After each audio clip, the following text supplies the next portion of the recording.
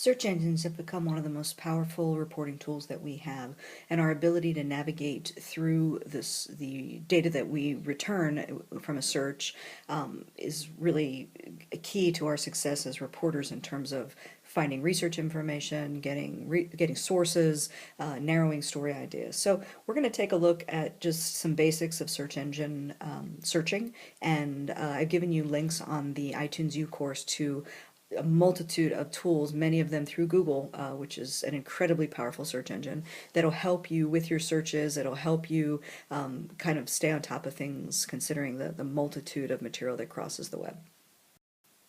So there's no one search engine that you have to know how to use. You know, a lot of people go to Google. Google's penetrated the market to a great degree, but there are other more specific search engines for what you're looking for. So I've given you a link to a page that has a bunch of different search engines on it. I'd like you to take a look at that and to see how you can get different search results depending on which search engine you use and what you put into that search engine. So when you think about even things like monster.com, which is we would think is a job search site, but that's a search engine.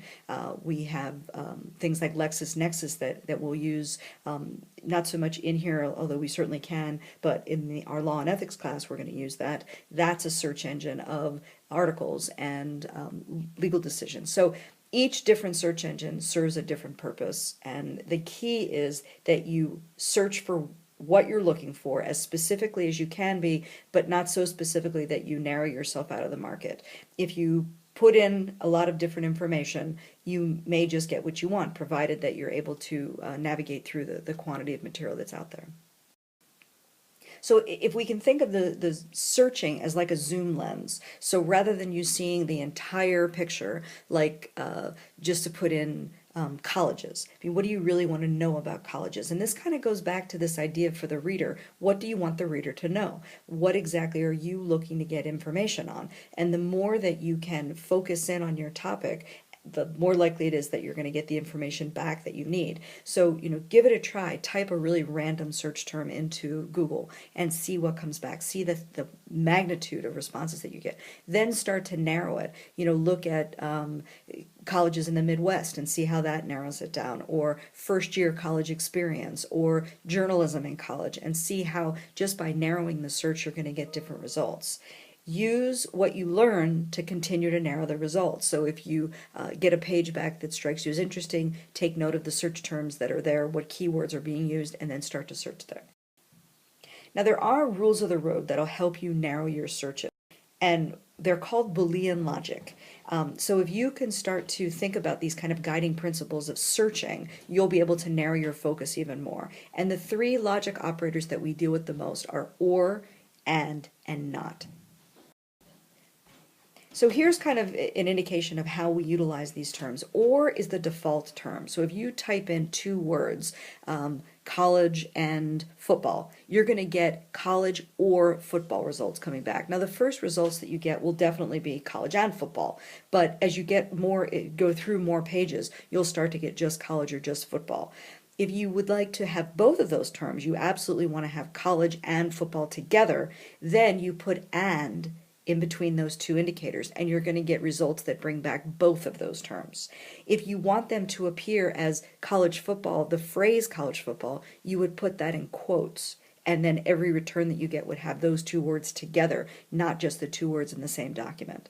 You can also do not, so if you wanted to get college and not football, or football and not college, then you would put not between those words and you would exclude the second word.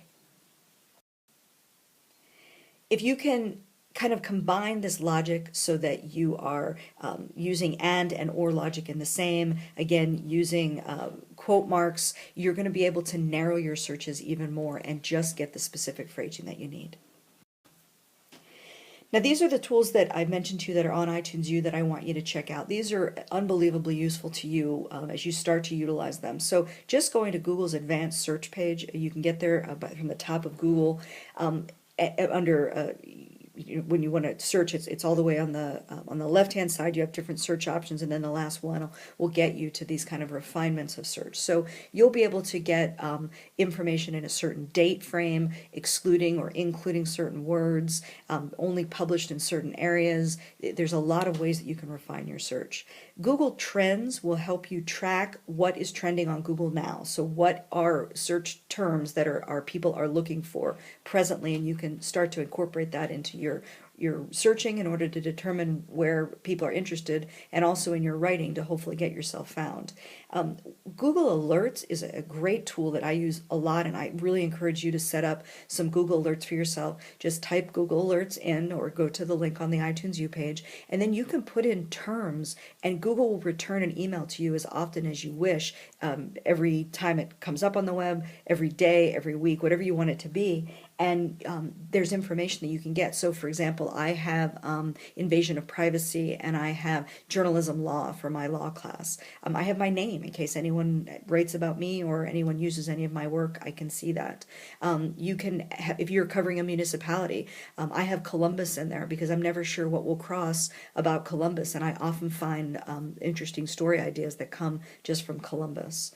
I've given you the link to Google Drive, which is a way for you to share files, Google Public Data, which is data that people have published, and then I want you to just check these out, start to play with them, start to see how they can be useful to you. The more that you're able to put your own kind of search terms in there and see what comes back and see how you can use it, the more likely that you'll be able to use this for yourself in the future.